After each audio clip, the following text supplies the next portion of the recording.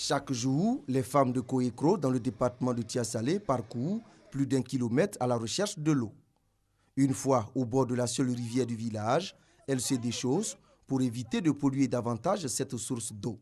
L'eau est sale, mais on fait comment? Il n'y a pas l'eau pour boire, donc on est obligé de venir puiser l'eau ici. Des fois, quand tu pises là, il y a des bêtes là-dedans, donc ça va filtrer. Il y a des fois même on prépare, même on chauffe. Avant que les choses là vont mourir, puis on va filtrer pour boire.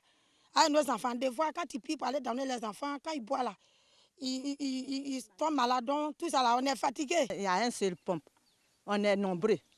Pompe là, ça ne suffit pas. C'est à cause de ça on vient puiser l'eau ici. De l'eau potable pour tous. Voilà qui a conduit la mutuelle d'action positive de Koyekro à solliciter et obtenir des autorités ivoiriennes la construction d'un château d'eau. L'ouvrage d'une capacité de 50 mètres cubes avec une possible extension sur 13 km a été construit par l'ONEP à travers le projet Banque nationale d'investissement BNI. Il a été inauguré par l'émissaire du gouvernement, le ministre de la Culture et de la Francophonie.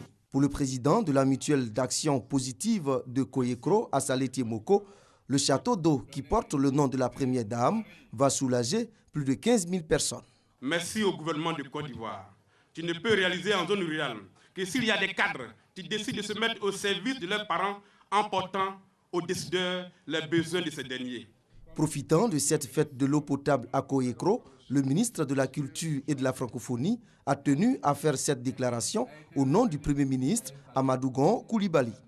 Le ministère des Infrastructures économiques a un plan, eau pour tous, qui permettra dans les 2 années à venir de réparer toutes les pompes villageoises, d'équiper les pompes villageoises défaillantes, d'en créer d'autres et également de construire des châteaux d'eau pour toutes les populations de plus de 10 000 habitants, pour toutes les sous-préfectures de Côte d'Ivoire.